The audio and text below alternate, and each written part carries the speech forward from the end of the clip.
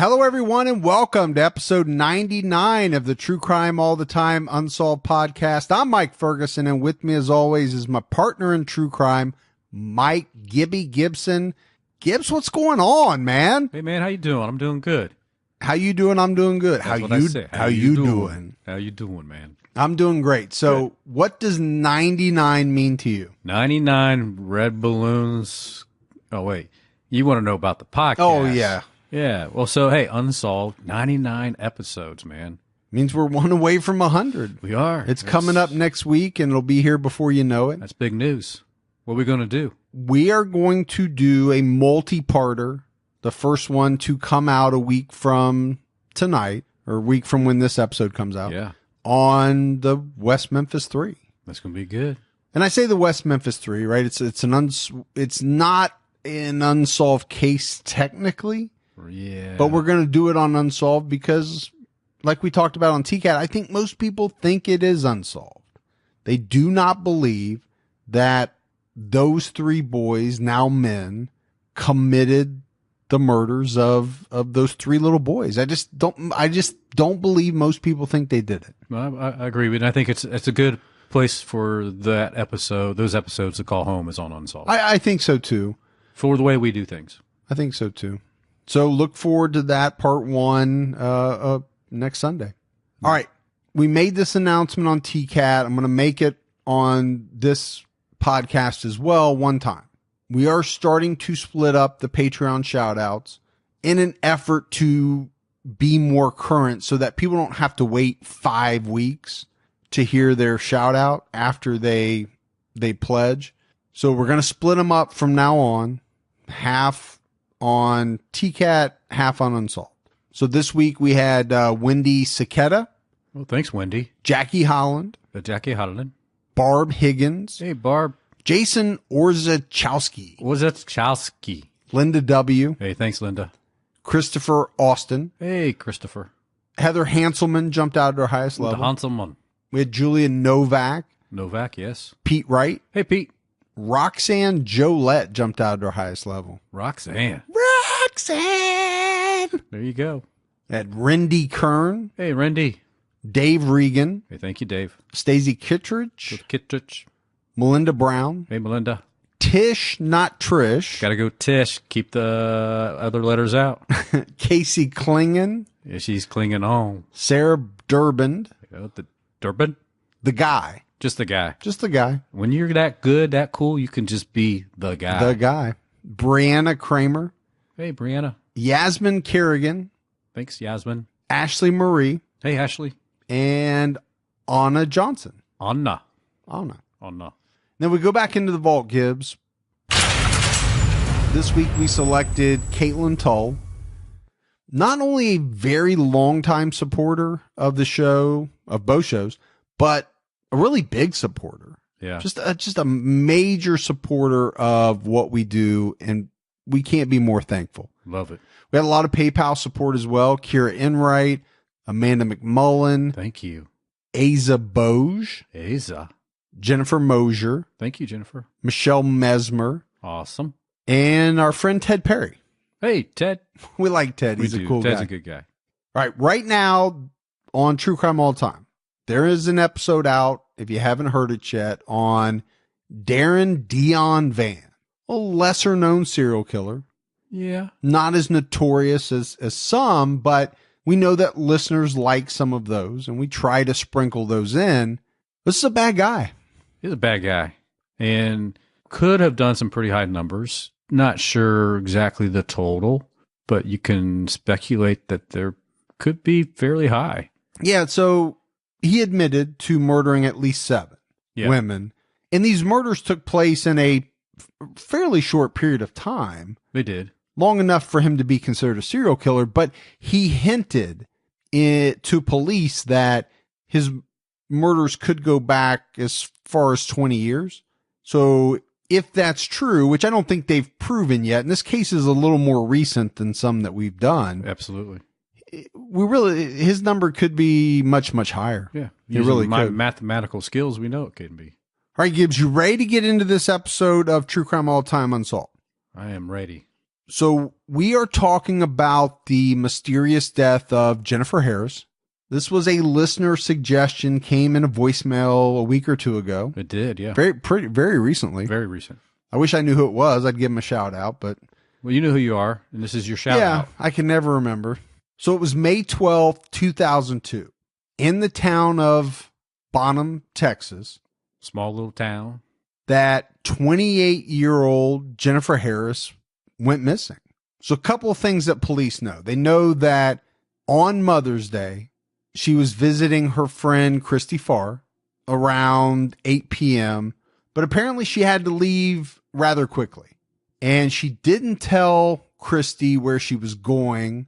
The next day, her Jeep was found abandoned on the side of the road at a local spot where people often stopped. There's kind of a pull off, I think. Yeah. It was said that people would hang out. I don't know if it was a lover's lane, Gibbs. It talked about people stopping, listening to music, maybe doing some other things, but who knows? Yeah, it's a local hangout.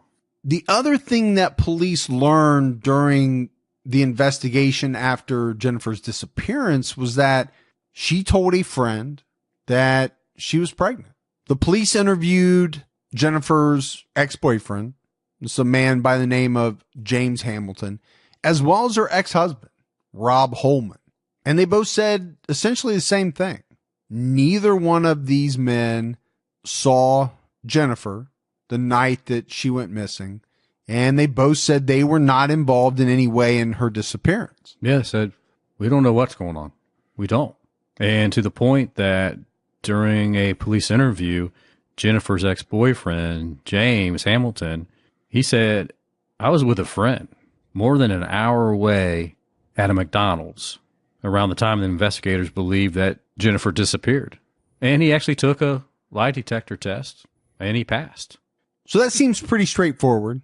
Yeah, he's got an alibi, and he passes, like a polygraph, I think.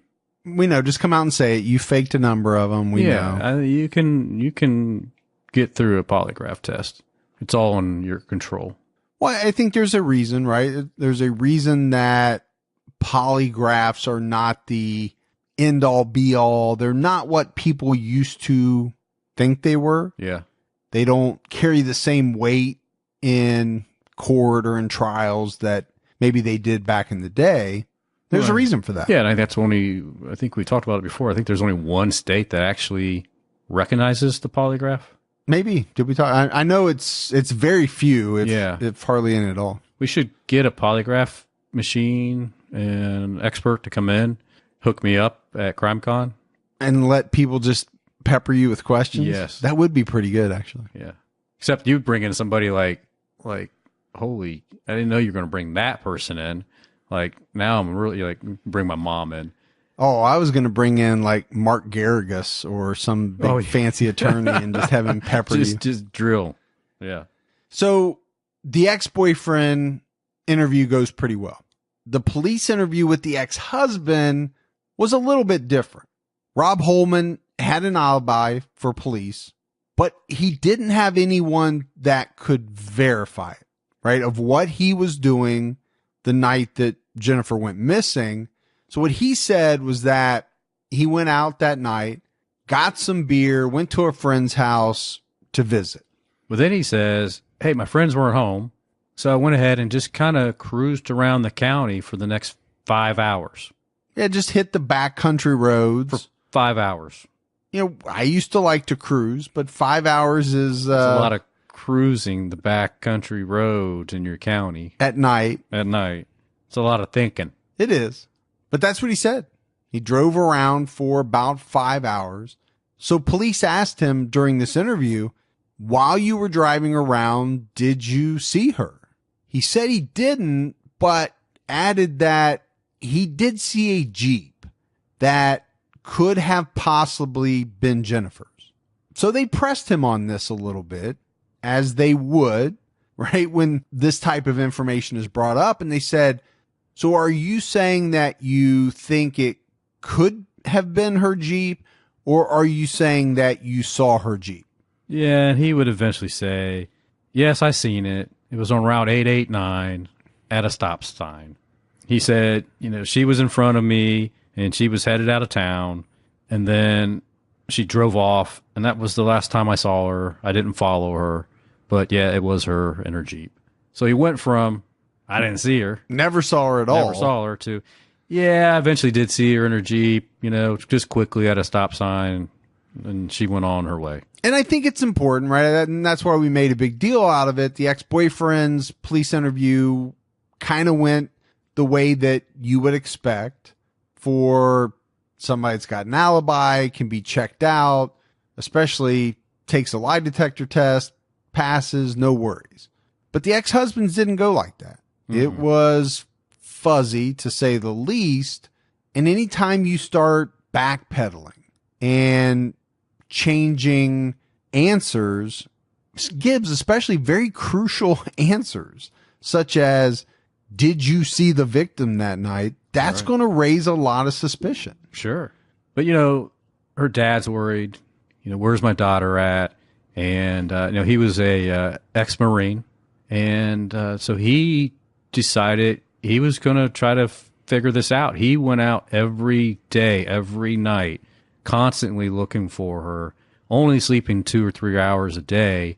And he even said in one interview that he would actually start looking for buzzards up in the sky just because maybe they would lead him to her body if that's what needed to be done. He just wanted to find his daughter. And that'd be tough, to have your kid missing and you're out, 21, 22 hours a day, just nonstop canvassing the area for any hope. Yeah. I mean, inconceivable to me. I get you have to sleep at some point. Yeah.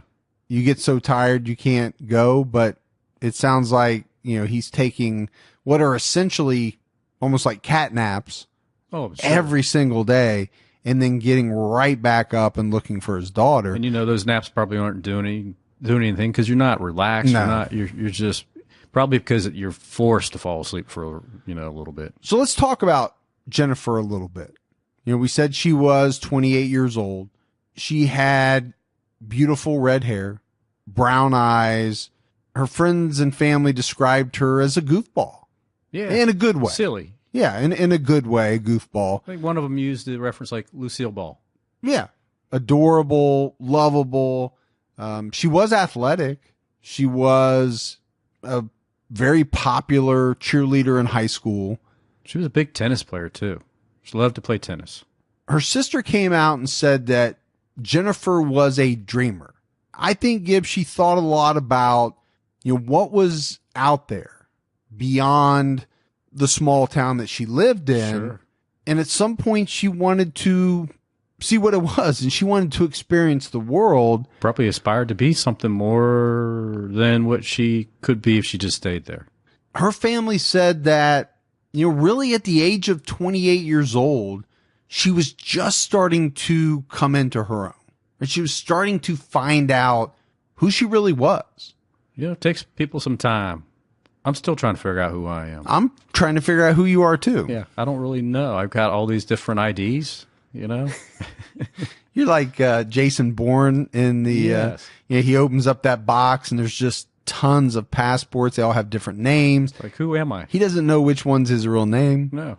I do remember being on a boat at one point and jumping off. Into the water. Sharp pain in my back. I don't know. So Jennifer's missing. Her dad's out searching for her. Yeah. Her family's worried sick about her. Her friends. Oh, they're devastated. Everyone. Yeah, they're devastated. Unfortunately, it's just 6 days later, after Jennifer disappeared, that a fisherman found her nude body floating in the Red River. And obviously, Gibbs, the family is devastated to get this kind of news, right? They were holding out hope that they would find Jennifer. Now they find out that she's dead. But it didn't just devastate the family and her friends. This devastated this whole small town, this community. Jennifer's younger sister would later talk about being there that day when Jennifer was found. in the Red River by a bridge, she remembers seeing her dad talking with police officers about what they found. And, Gibbs, that had to be extremely tough, to be on site when they found your older sister's naked, lifeless body. And then add on top of that, seeing your dad. Well, he had to be devastated. We know he was devastated. And this is a tough retired Marine, But you know what? This was one of his babies, man. Devastated him. And like you said, he had been searching for her nonstop. He was operating on very little sleep. But this is something that, even years later, her younger sister remembers.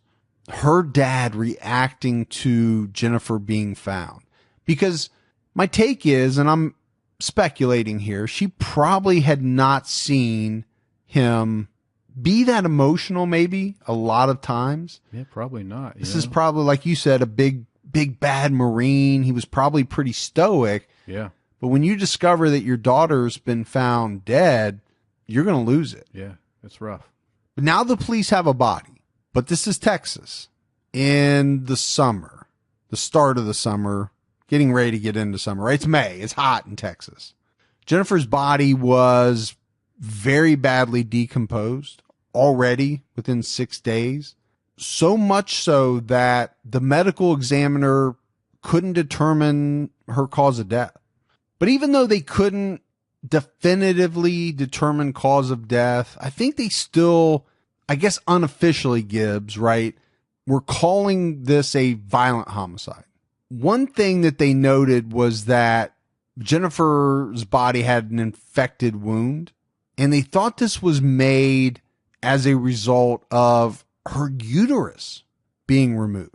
The police also found Jennifer's laptop and what they believed were some of her clothes, her shirt, her jeans, her bra. Now, obviously, the ex-boyfriend and the ex-husband were questioned again, and now they're denying any involvement in Jennifer's murder. Right? Before it was a disappearance, now it's a murder. There was something odd found on Jennifer's body, and it was this blue mud. And so they started looking into this blue mud. They talked to some local fishermen, and they were told that there's really only two places on the Red River where you would find this, what they call blue marl mud. One spot was on the riverbank, up a little ways from where Jennifer's body was found. The other spot was much further away on the river from where Jennifer's body was found.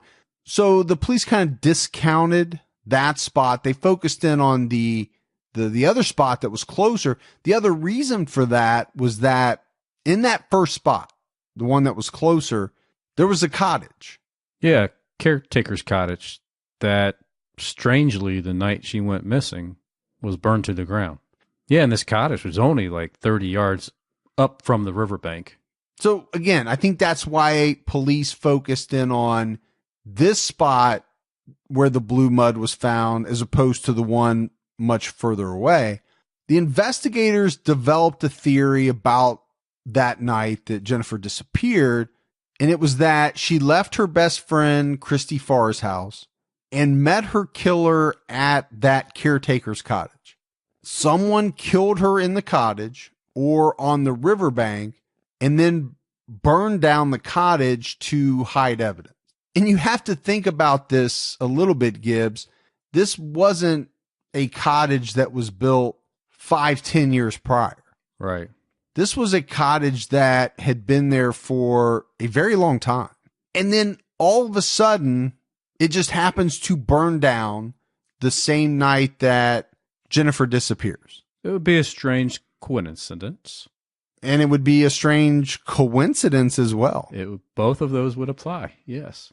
Investigators eventually excavated around the cottage site, the foundation. Yeah, they went like 15 feet around the foundation of the property. They also found a well on the site. They dug down a few feet on that And but they couldn't find anything. No clues. No clues. Nothing to help them to further the investigation. But we talked about Jennifer's ex-husband, Rob.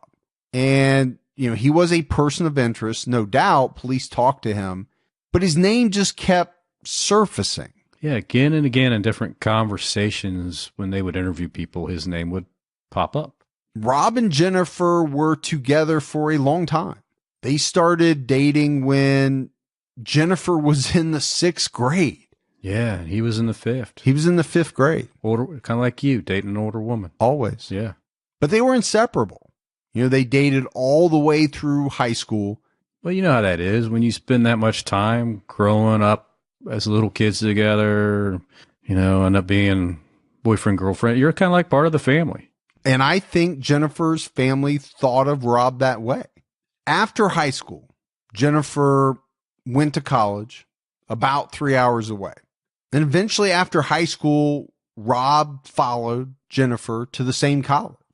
They married in 1996, but just a year later, Jennifer was dealt a crushing blow. Her mom passed away from cancer. And that's the kind of thing that, really makes a young person grow up in a hurry. Yeah, and her younger sister said, she saw Jennifer just really mature, really make some decisions about her life after that. That was some tough decisions, but she grew up really fast during that time. In 1999, the pair bought a house together in Dallas, but tension started to develop in the relationship. Yeah, Jennifer loved being in the big city. She loved the culture, the atmosphere, everything about the big city. But Rob hated it. He was a country boy. He wanted to be back in the small town. And, they fought about that. Rob worked as a landscaper. Jennifer took massage therapy classes. Hey, you did that once. My brother hung me on a hook once. Once. Yeah. All right, Gibbs, let's talk about our sponsor, The Real Real, the leading reseller of authenticated luxury from top designers. You can shop designers like Louis Vuitton, Gucci, Rolex, Cartier, and hundreds more at up to 90% off retail. New arrivals come in daily, and every single item is authenticated by The Real Real's team of experts. You can shop and consign women's and men's luxury fashion, as well as fine jewelry, watches, art, and home. New customers receive an automatic $25 off at checkout. And Gibbs, I'm a watch guy. I've been on their website looking at some Omegas, some Tag Heuers, the type of watches that I've always wanted to own, but could really never afford to buy. And the prices are amazing. So shop in store, online, or download the app and get 20% off select items with the promo code REAL. That's therealreal.com, REALREAL, promo code REAL for 20% off select items. All this tension, right? We talked about it. These things are brewing in the relationship. And eventually Jennifer began seeing someone else, right? She met someone that had similar interests as she did. And also, I think, Gibbs, from the research, it appeared that this was someone that was giving her the attention that Rob was not. And oftentimes you see that in a relationship when one person chooses to go outside the marriage. Seems that's what happened here. Yeah. And this was James Hamilton, the man that we talked about, who was interviewed. At the time that Jennifer disappeared, he was her ex-boyfriend. He wanted to start a wellness center with Jennifer. And their relationship blossomed. They started to see each other more and more. But James Hamilton was a pretty complicated guy as well. Well, he was still living with his girlfriend, which happens to be the mother of his child. And on top of that, she was expecting their second child. That's complicated. That's very complicated. Now, at a certain point, Rob finds out about Jennifer's relationship with James, and he was livid. He was so upset he punched 5 holes in the wall of their house. Not 1, but 5. Not 1, not 2, not 3, not 4. It was a combo punch. But 5. Yeah. But, let's face it, Gibbs, who wouldn't be upset? Very understandable. Sure. Jennifer's dad and sister would later talk about this incident, and they talked about the holes in the walls. They said they were huge, size of softballs. But her sister has also talked about something else that happened that night. She said her sister called her that night and she was very upset. She said that Rob came home, he was drunk, and he forced himself on her and attacked her. But Jennifer never reported this to police. So we're talking about this past, right, of Jennifer, Rob, James. But let's flash forward back to after Jennifer's body is discovered during one of Rob's interviews with police. And he had a different story about who was violent in their relationship. He said it was Jennifer. He said she had a very hot temper. He told police that she would get mad and, try to come at him. And all he could do was grab her and hold her until she calmed down. It's almost like she was in a rage. Yeah. This is his story to police. Sure. So now we go back in time. The relationship between Rob and Jennifer, it's soured. Yeah, it's falling apart. And it gets to the point where Rob moves out, moves back to Bonham, and James Hamilton, the boyfriend, moves in with Jennifer. Yeah. And basically at that point, James and Jennifer become partners in a massage therapy business together. This is something that she really wanted to do. This is something that she believed in. She obtained a loan for the business, and then she also took care of all the finances. All right, Gibbs. So James and Jennifer living together in the suburbs of Dallas. They're also partners in a massage therapy business. Rob is back in Bonham. Yeah, but she's not all warm and fuzzy about this relationship with James now. I think it turns out not to be exactly what she thought it was going to be. And I think he was more into her than she was into him, to the point he even asked her to marry her, and she shot him down. She said no, and he didn't take this very well. No, apparently he got very upset about Jennifer turning down his proposal, and the relationship became a constant fight between the two of them. By this point, Jennifer and Rob had divorced, but she wasn't happy with James. She'd had enough of him. She's not really in a great place, right, at this point in time, and it became even worse because Jennifer had to file bankruptcy. The massage business failed. It wasn't doing well. They had all of their hopes. They had sunk a lot of money into this thing. She was forced to file bankruptcy. Yes, sir. Her life is in a pretty bad space at that point. I mean, no income, no relationship. Things aren't looking too good for her. She's not feeling good about her life.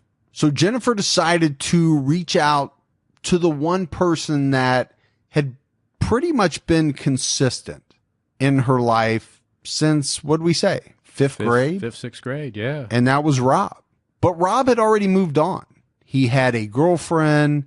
But some of her family would say that Jennifer wanted Rob back anyway, and she was going to try to get him back. And even Rob would confirm that they started being intimate during this time period. Even though he had a girlfriend. Jennifer made the decision to move back to Bonham. And this was just 6 weeks before she disappeared. She made that decision for a couple of reasons, I believe, Gibbs. Number one, to be back close to her family, but number two, to be close to Rob. One thing that Rob told investigators was that on the day Jennifer went missing, she called him to see if they could meet up. But he told investigators that he said no, he couldn't make it work. He had plans with his girlfriend. But he added that when he told her no, Jennifer got extremely upset. Now, at the same time, the investigators would ask him a few more questions, and Rob would say, hey, if you want me to take a polygraph, I'll take a polygraph right now. But the investigators didn't ask him to, and so the investigators just wrapped up the interview and allowed him to go home. So during the investigation, at some point, police interviewed one of Jennifer's friends, a woman named Jill. And Jill told investigators that she had a conversation with Jennifer, and Jennifer told her that she was in a hot mess, as she described it. She said she was pregnant. And Jill said that Jennifer went on to tell her that she thought it was Rob's.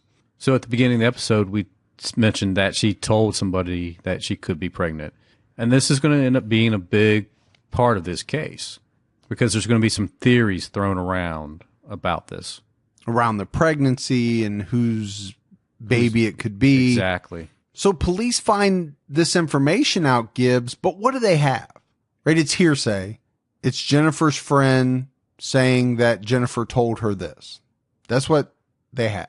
But based on that, I think they start to theorize that someone knew she was pregnant, quite possibly the dad, and maybe that's the person that killed her and also took that extra step that we mentioned. Yeah. Cutting out her uterus to destroy any evidence of the fact that she was pregnant. And this information was out in the media. Somehow it got leaked into the media. So, in this small town, the coffee shop, the barber shop, the local diner, that had to be big news. People were buzzing about it. People were coming up with their own theories behind. Oh, I'm sure. Who it was, what happened, and all that. The beauty parlor, the auto shop. Oh, yeah. I was trying to think of some more shops because you were like Mayberry. You were on a shop roll there. I was on a shop, yeah. But this whole thing would have been huge news in this small town. But this is kind of the bombshell. So you have all these people talking about it, right? Who's the dad? Could it be Rob? The problem was that police had no evidence that she was pregnant. They only had the friend telling them that she said she was pregnant. So, they're going to call Rob in and interview him again. And they're going to tell him what they discovered with this conversation with her friend. And Rob did say that he did meet her about a month before her disappearance at a local spot near the drive-in theater. At that point, she told Rob she was pregnant and it was his baby. At that point, Rob was shocked and didn't really have much to say. Well, if you have a girlfriend and your ex-wife who you've been messing around with comes to tell you that she's pregnant, that would be jarring, I would think. Yeah. I can't speak from personal experience because I've never been in that situation. And I guess, they didn't have any proof, though, right? There's no proof. No one could ever find any proof. So maybe she took one of those EPT, is that what they're called? Pregnancy tests, at-home pregnancy test. Yeah, that's just a brand name, but yeah, I get it. Yeah, maybe that's how she figured she was pregnant. But there was no medical records with a doctor where she went and did any blood test. That's why the police had no concrete evidence. Right. But now you have a second person saying that they were told by Jennifer that she was pregnant. Yes. So now it's 2010. And on the 8-year anniversary of the day that Jennifer Harris was found, an investigator by the name of Daryl Parker, he went to visit Rob. This is 8 years later. So Parker had been going through Jennifer's case file and he found some pictures of Rob and Jennifer. So he decided to take them to Rob, show them to Rob, maybe Gibbs, just to see what happened. Yeah. Now, what Parker says is that when he gave the photos to Rob, the very first photo on the top of the stack was a picture of Jennifer swimming in a muddy water hole. Parker said that Rob was shocked or seemed like he was in shock when he saw this picture. Yeah, he would stare at it for quite a while, too, not saying anything, just looking at the picture. So investigator Parker left Rob, but as he did, he said, you know what? If you want to talk about anything, just call me. I think he had, I don't know if you want to call it a gut feeling that after seeing Rob's reaction to this photo, sure, maybe Rob did have something he wanted to talk about. You know what? And his gut instinct was right, because a couple hours passed and Rob did call him and said, hey, can we meet up and talk? And Parker says, sure, let's meet tomorrow. Parker would say later that he had wished that he drove right over right then, why, I mean, it's hot right now, right? The guy wants to talk. I think he wishes that he would have had done that. Instead of waiting a day. Exactly. Because what happens is Rob does show up the next day, but he wasn't alone. He brought his attorney with him. So they're talking, and Parker asked him point blank, did you have anything to do with Jennifer's death? Rob said no. Parker then asked him, did you believe she was pregnant? And Rob said no, he didn't. Then he asked Rob, do you think Jennifer thought she was pregnant? And again, Rob said no. And Gibbs, you mentioned it, but I think this is why investigator Daryl Parker was so frustrated about what happened, right? He had this sense that Rob was about ready to tell him something, wanted to tell him something. And then you get to the next day and maybe it's like everything's changed. He's talked to his attorney. He brought his attorney and he basically said no to every question. Yeah. So in the end, nothing comes out of it, even though the day before it seemed, at least to the investigator, as if he was about ready to learn something about what happened to Jennifer Harris. So again, police have no evidence. They can't really even prove whether or not Jennifer was pregnant. They just don't really have much to go on, and it's even 8 years later, nothing has broken loose. We talked about the fact that at the time, after Jennifer was found, the coroner believed that the killer removed her uterus. But later on, a forensic specialist from Dallas stated that in his professional opinion, her uterus was not cut out. He believed that it had been destroyed by turtles, fish, wildlife while her body was in the Red River. But even though he came out and said this, none of that stopped the rumor mill. I think another person to talk about Gibbs in this case is a guy by the name of Miles Porter. And Porter's interesting because he was the district attorney at the time Jennifer Harris was murdered. And at a certain point after she's found, he kind of gets caught up in this case. Now, Miles said he never knew Jennifer Harris. He certainly didn't kill Jennifer Harris. What he has said all along is that the only reason his name came up at all associated with this case was because there were some people in town that didn't like him. There were some people that were upset with him over how he handled another case, totally unrelated to the case of Jennifer Harris. They didn't like how that case panned out. And so the rumor mill started up, according to him, that he had something to do with her murder. And if that's the case, Gibbs, it's actually kind of sad. Yeah. Because, he goes on to say that these false accusations ended up costing him his job. He lost his reelection.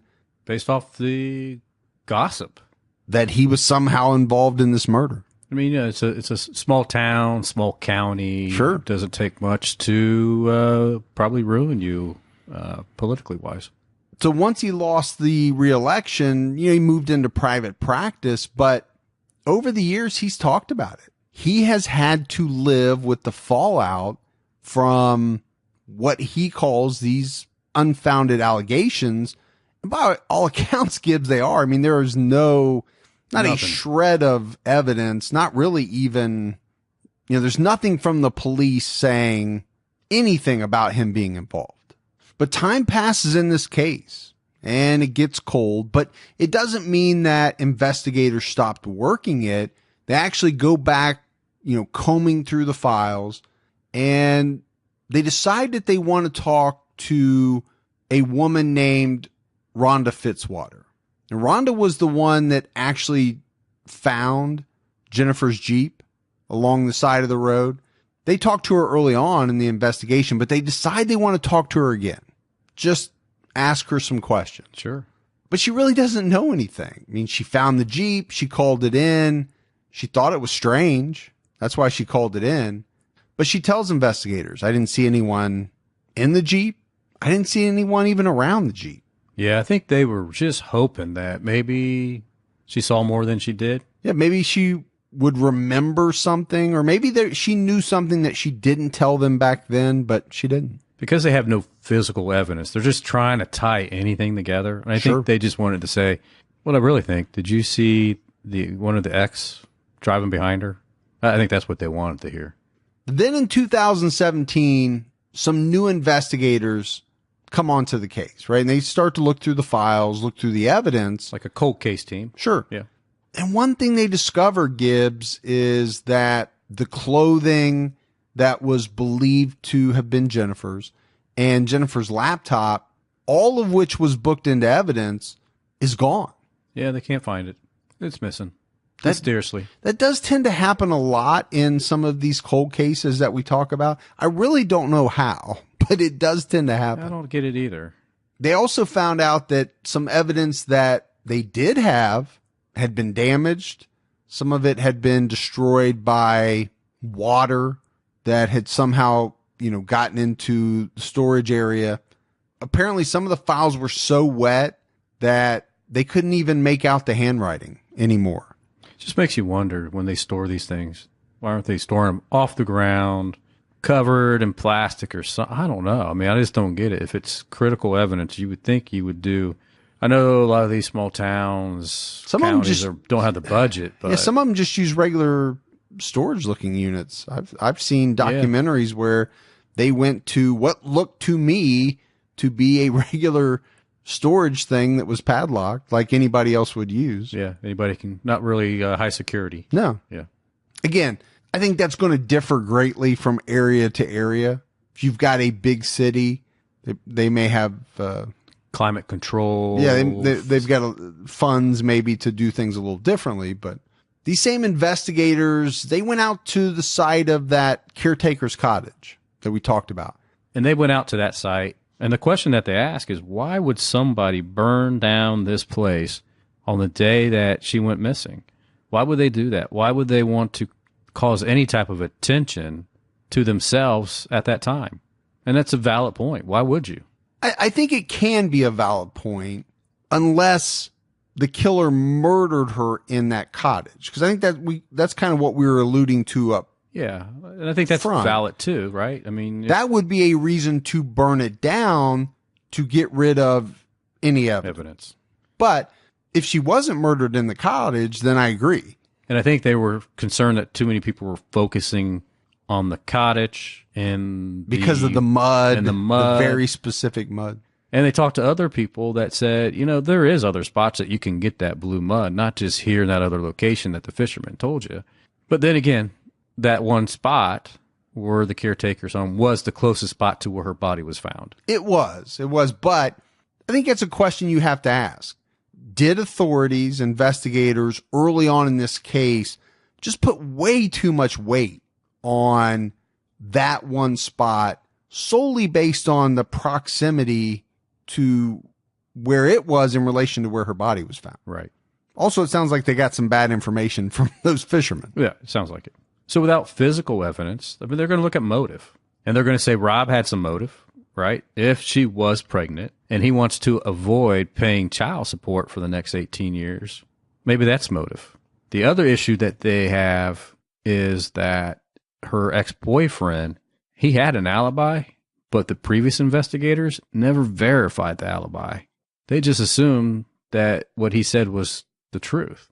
They never investigated what he said he was doing, and they never talked to the people he said he was with. Now, is that because he passed a lie detector test? Probably so. And they put more validity into the test than what we now know today, really should be given to that type of test. Yeah, and, the new investigators would question, why wouldn't you? It's like investigation 101, I think. Verify the alibi. But isn't that the problem we often have in these unsolved cases? So we're what, Gibbs? 16, 17 years, almost 17 years later after the murder of Jennifer Harris. When you look back at a lot of these cases at the early investigation, and I hate to harp on the cops and the investigators, but you usually find out that something wasn't done maybe quite the way you wish it would have been, whether it's focusing on one thing to the exclusion of a bunch of other things, or one person to the exclusion of other people. I think that happens a lot. These new investigators also question, why didn't the previous investigation team have more conversations with her ex-boyfriend? Because he called Jennifer's dad 2 months after her passing to ask her about her life insurance policy that she took out when they opened up the massage place together. Again, money is motive, right? If there was money to be had and he was named as a benefactor, maybe there's reasons there. But again, no one questioned him at the time about that. Well, he also loved her. We talked about that. He wanted to marry her. So when you say money is motive, it often is. But love is too. Oh, absolutely. Jealousy. And you have love and money together. Yeah. He is somebody that should have been checked out, I think, much more thoroughly. Well, I agree. I don't know for a fact. I get the feeling that once he passed that lie detector test, that was it. Police thought, okay, he couldn't have checked him off the list and said, let's move on. And I'm not saying he did. I have no idea. But from the research, it doesn't appear that a lot of the things that you think investigators would take a look at regarding a person of interest just doesn't seem like they did that with him. Yeah. So these new investigators looked into some other potential witnesses at the time and reviewed their file. And they were actually surprised that there was not more investigation into what they had to say as well.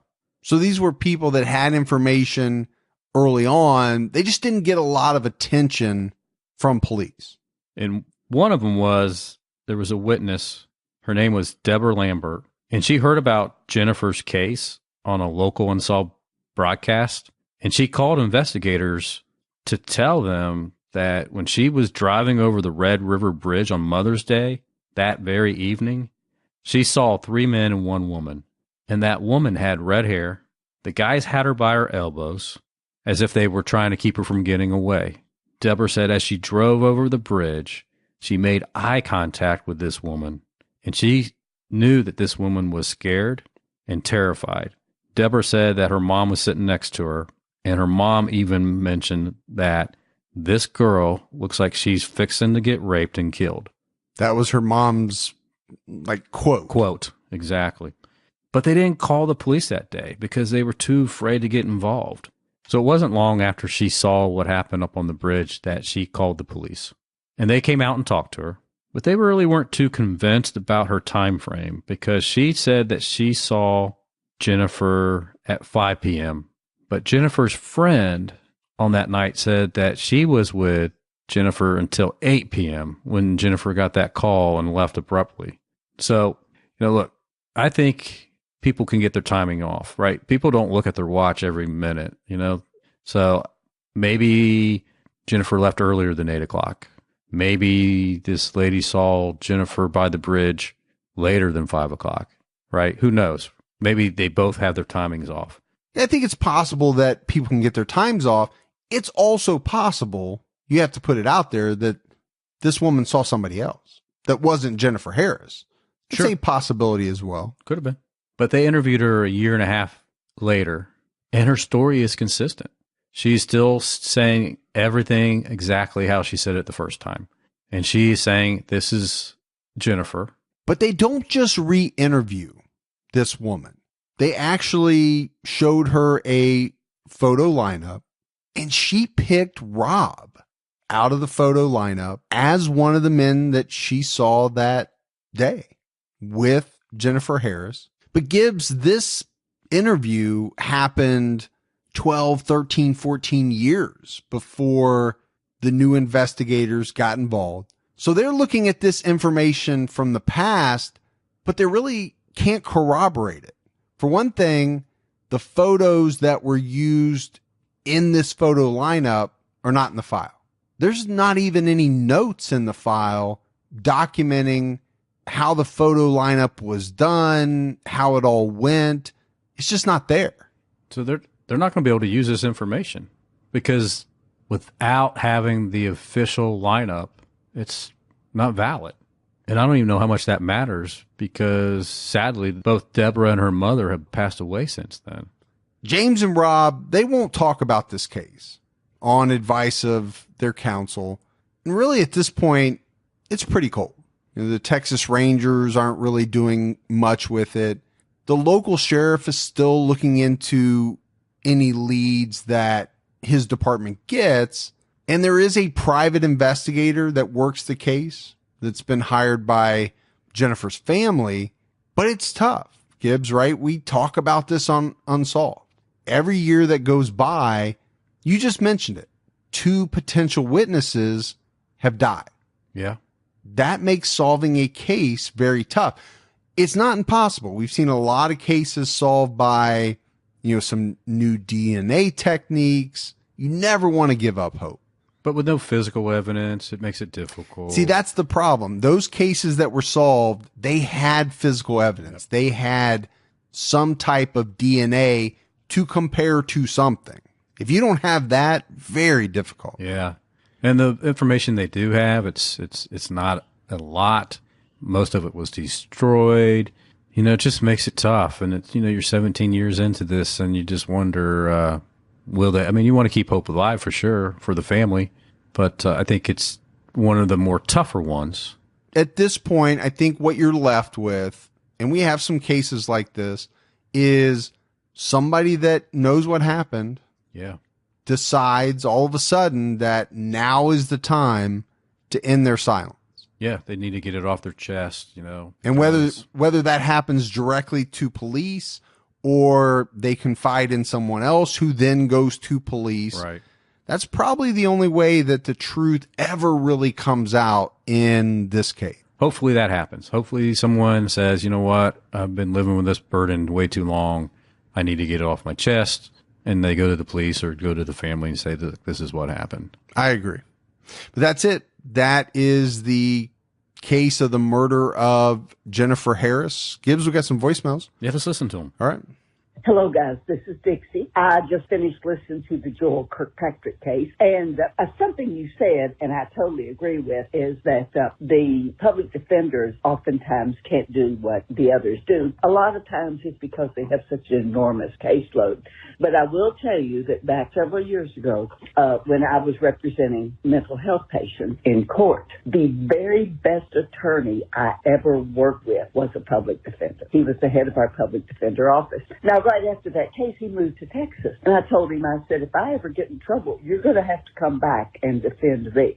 But also, I think it's very interesting because, as you know, you may not know because you've got so many calls, but I had contacted you about a case here in our town, Bowling Green, where a little 7-year-old girl was abducted and kidnapped. And I called the Texas Rangers about the Tommy Lynn cells, and they were right on top of it. They called me back the next day and said, that sounds like a Bible case, except the fact that he was in prison during that time.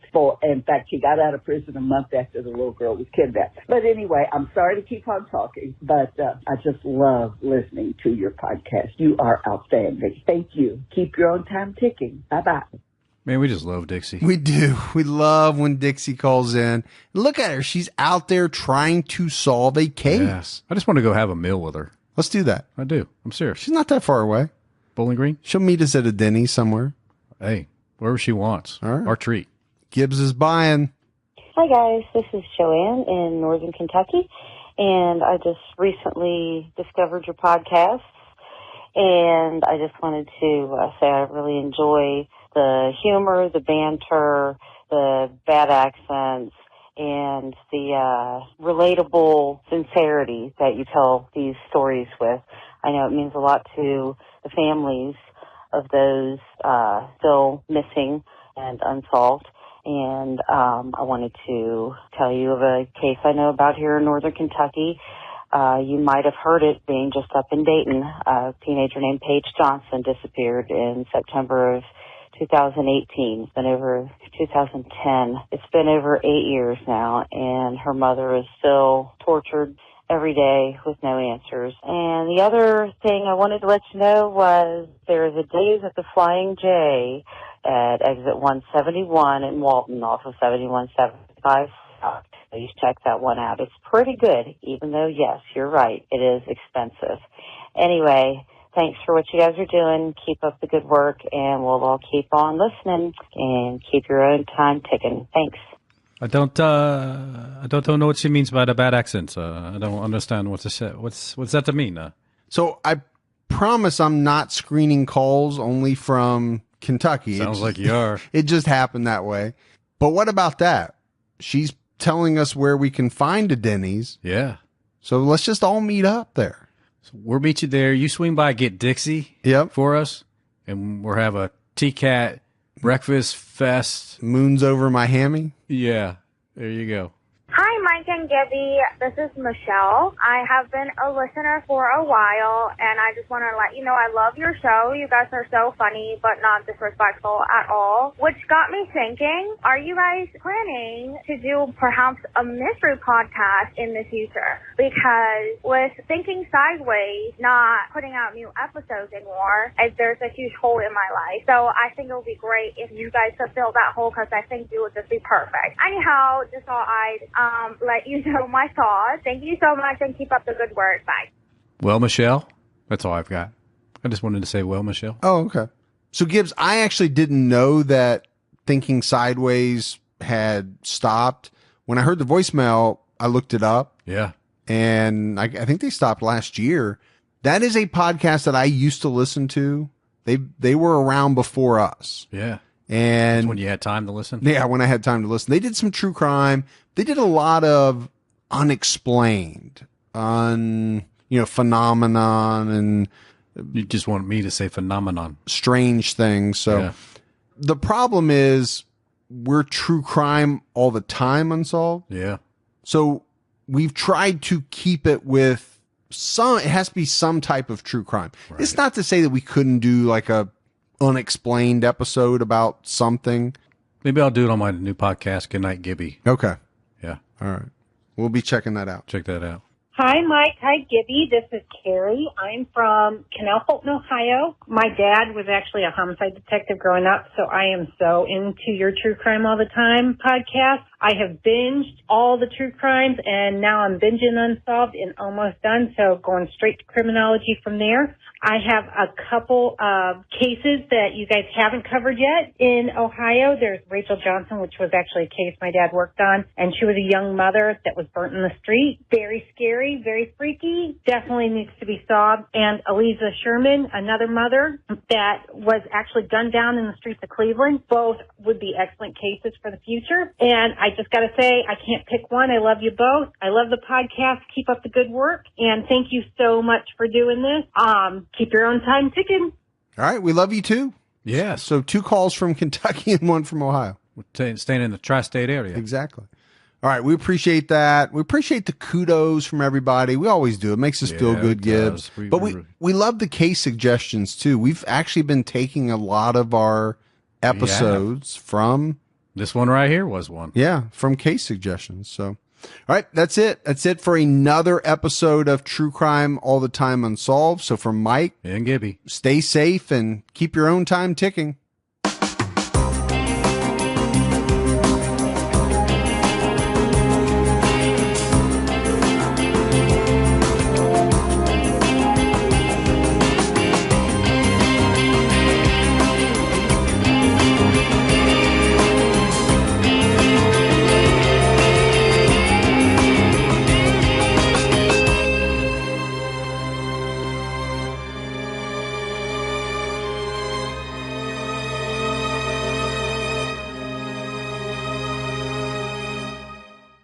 TCAT listeners, don't forget, you can own iconic luxury items at unreal values with The Real Real, the leading reseller of authenticated luxury from top designers at up to 90% off retail. New customers receive $25 off at checkout. Go to therealreal.com and use the promo code REAL.